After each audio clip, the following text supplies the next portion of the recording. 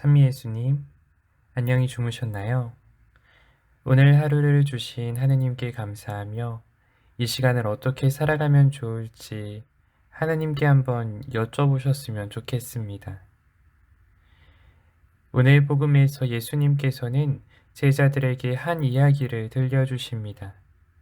마지막 때가 되어 사람의 아들이 천사들과 함께 오면 우리를 심판하신다는 내용이죠. 무엇이 기준인가요? 이 가장 작은 이들 가운데 한 사람에게 해준 것이 바로 나에게 해준 것이다.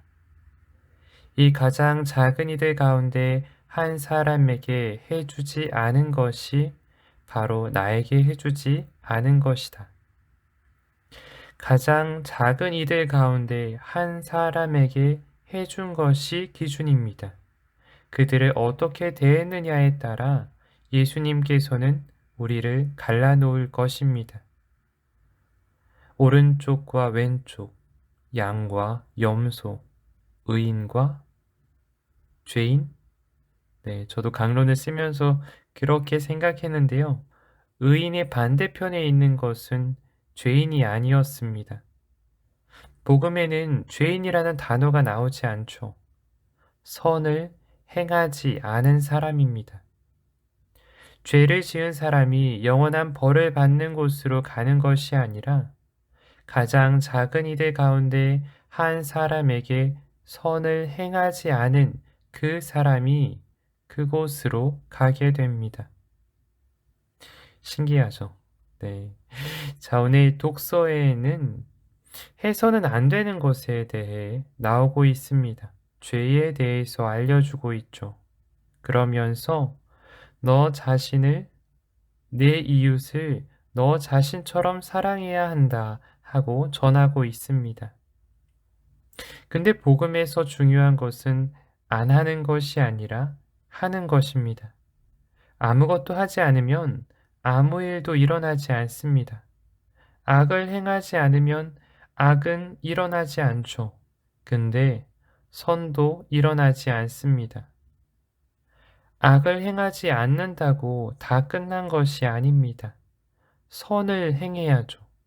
좋은 일을 해야 좋은 일이 일어납니다. 우리는 이 단순한 사실을 너무 자주 잃어버립니다. 그냥 악한 일을 하지 않는 것에 만족하고 살아가죠. 그래서는 안 됩니다. 나 주 너의 하느님이 거룩하니 너희도 거룩한 사람이 되어야 한다 하셨잖아요.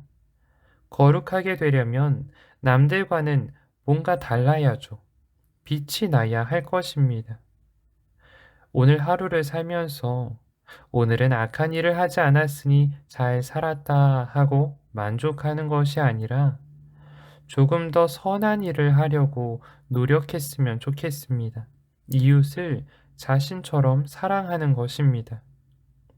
우리 주변엔 도움이 필요한 사람들이 정말로 많습니다. 그러니 큰 일은 생각하지 마세요. 우리가 할 수 있는 작은 일만 보셔도 아주 많습니다. 옆에 혼자 사시는 형제 자매님께 안부 전화하는 것, 길에 굴러다니는 쓰레기를 줍는 것, 별로 친하지 않은 이웃이라도 밝게 인사하는 것, 조금이라도 아껴서 어디 기부하는 것. 잘 찾아보면 우리가 어렵지 않게 할 수 있는 좋은 일들이 분명 있습니다. 오늘은 그리고 우리 사순시기 동안은 그런 일들을 하나씩 찾아서 실천하시길 바랍니다. 그게 우리가 거룩해지는 길입니다. 그럼 잠시 복음 말씀 묵상하시겠습니다.